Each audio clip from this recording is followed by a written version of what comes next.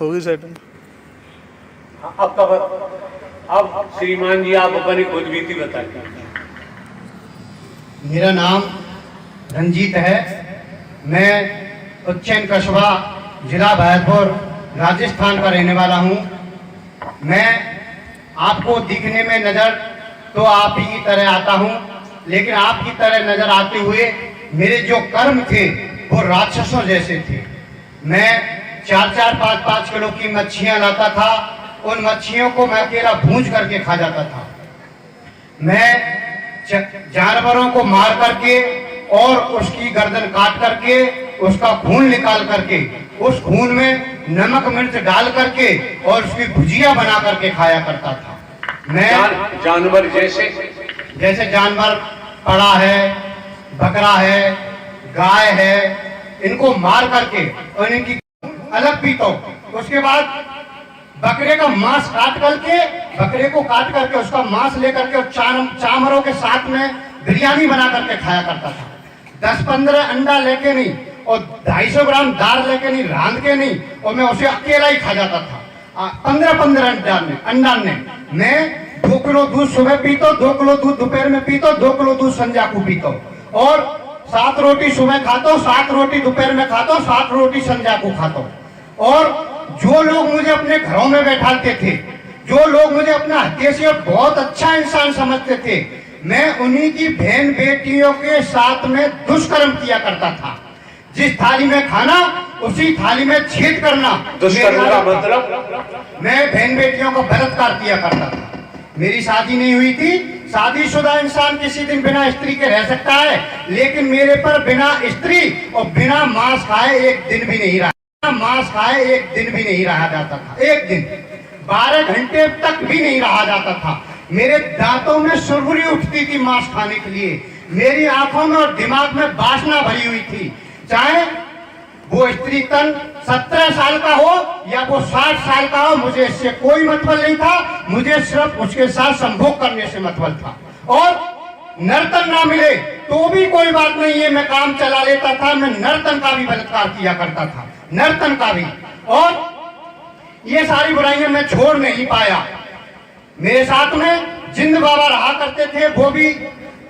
वो जो मुझे बताते थे वो हमेशा सही होता था।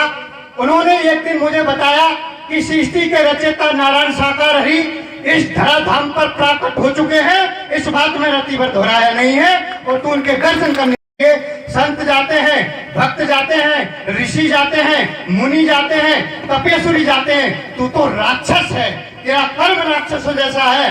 अगर तू नारायण साकार हरि के दर्शन करने जाएगा तेरे भरों में तुझे कोई बचा नहीं सकता। तो मैंने उनसे पूछा, तो क्या मैं जीवन में कभी भी नारायण साकार हरि के दर्शन नहीं कर सकता?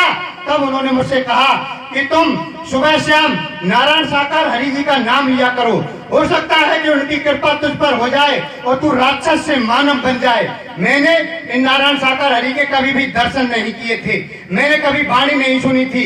मैं अपने घर पर केवल इस मंत्र का उच्चारण किया करता था कि नारायण साकार हरि की संपूर्ण ब्रह्मांड में सदा सदा के लिए जय जयकार हो, जय जयकार हो।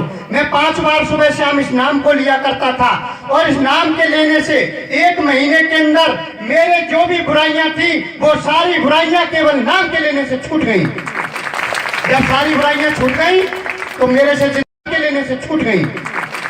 जब सारी बुराइयां छूट गई तो मेरे से जिंदा बाबा कहने लगे कि आज तू नारायण साकार हरि के दर्शन करने जा सकता है। और ये सोचने की बात है कि नारायण साकार हरि जी के नाम के अंदर इतना पावर है कि उस राक्षस को मानव बना दिया।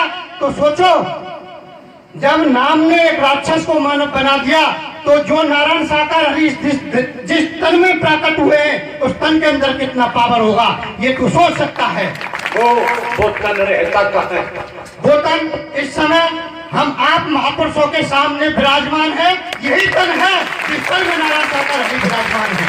और इसके अंदर अथाह पावर है, इतना पावर कि इस ब्रह्मांड में किसी के शरीर के अंदर नहीं है। मैं दावे के साथ में ये राक्षस कह रहा हूँ, मैं खुद राक्षस था। इनके शरीर के अंदर इतना पावर है जो किसी के शरीर के अंदर नहीं है। लेकिन जब मैंने पहली बार शहर में इस मंत्र का उच्चारण किया करता था कि नारायण साकार हरि की संपूर्ण ब्रह्मांड में सदा सदा के लिए जय जयकार हो, जय जयकार हो। मैं 5 बार सुबह शाम इस नाम को लिया करता था। सदा सदा के लिए जय जयकार हो, जय जयकार हो। मैं 5 बार सुबह शाम इस नाम को लिया करता था।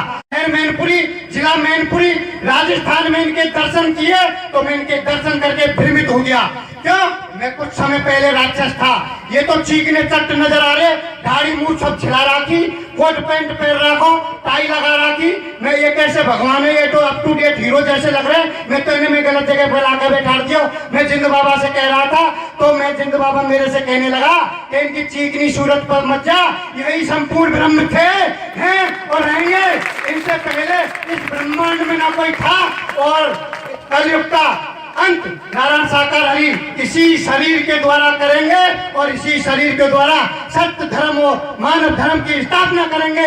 और जब तक नारायण साकार हरि चाहेंगे तब तक ये शरीर इसी तन के द्वारा इस धरती पर मौजूद रहेगा।